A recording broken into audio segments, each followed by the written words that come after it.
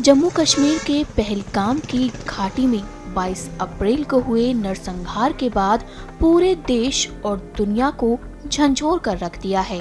इस घटना के बाद पर्यटकों की संख्या में आज तक की सबसे बड़ी कमी देखी गई है। जम्मू कश्मीर के सभी पर्यटन स्थल सूने हो गए हैं। पर्यटकों से चलने वाला सारा व्यापार ठप हो गया है और इससे अपने परिवार का पालन पोषण करने वाले कई लोगों को खाने के भी लाले पड़ गए हैं। इतना ही नहीं, इससे लोगों के स्वास्थ्य पर भी फर्क पड़ रहा है। सुनिए कश्मीर के मनोचिकित्सक डॉक्टर माजिद शफी ने क्या कहा।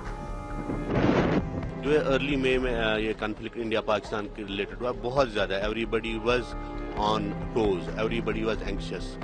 सारी पॉपुलेशन अगर हम देख लेंगे, एवरी प्रोफेशनल, एवरी पर्सन, छोटे बच्चे, बूढ़े, जवान, सब इसमें मुब्तला थे। और इसके रिलेटेड भी बहुत सारे केसेस हमारे पास आए जिनको एक्यूट एंग्जाइटी हो गई वार के रिलेटेड। उन दिनों भी आ रहे थे पेशेंट्स।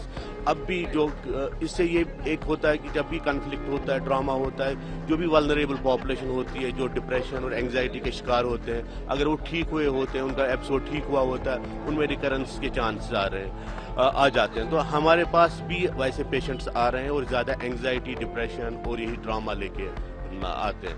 हाँ, अभी जो डायरेक्टली जो शेलिंग से इफेक्ट हुए, करना जैसे पूंछ वगैरह करना से भी मेरे पास कुछ पेशेंट्स आए, क्योंकि अब फार फ्लंग एरिया है और वहाँ पे भी अपने साइकियाट्रिस्ट है, उनको ज़्यादा इसका एक्सपीरियंस होगा। बट जो हमें यहाँ सिटी का पता है और बाकी एरियाज का पता है कि एंग्जाइटी वाले केसेस हमारे पास आए, डिप्रेशन का रिकरेंस और रिलैप्स हो गया, और कुछ पेशेंट्स में ट्रॉमेटिक मेमोरीज भी वापस आ गई इस कॉन्फ्लिक्ट से।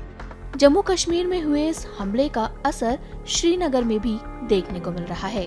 वहीं इससे दुकानदारों और होटल व्यापारियों पर भी असर पड़ रहा है, जिन पर उन लोगों ने बात की है। पहलगाम में जो कुछ भी 22 अप्रैल को हुआ, बहुत ही बुरा हुआ, ये तो हमें सबको पता है।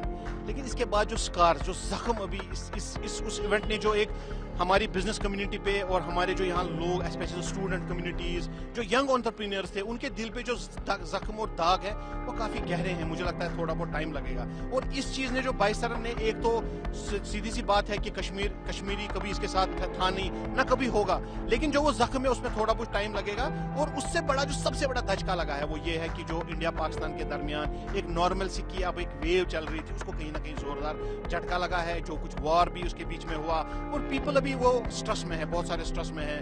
जैसे आपको पता होगा कि government has also started and initiated various helplines, क्योंकि जो बिजनेसमैन है, आप सोचे जो बिजनेसमैन उस की शाम को ये सोच रहा था कि पूरे साल का प्लान क्या है, कितने लोगों को एम्प्लॉयमेंट जनरेट करनी है, कहां से पैसा आएगा, लाइवलीहुड कैसे क्रिएट करना है, आज वो टोटल स्ट्रेस में है। उसके होटल में कोई नहीं है। शिकारा वाला, परसों भी हमने एक प्रोग्राम किया सिविल डिफेंस के साथ, जितने भी शिकारा वाले हैं वो कह रहे हैं कि पिछले 1 महीने से they are not able to receive one tourist at Nehru park. जो हाल ही में जो इंडिया और पाकिस्तान के दरमियान पहलगाम मसले पे जंग छिड़ गई, उससे यहाँ पर बहुत सारी परेशानी पैदा हुई। खासकर जो यहाँ का जो ट्रेड है, बराह रास्त उस पर असर पड़ा। आप यकीन नहीं करेंगे, किसी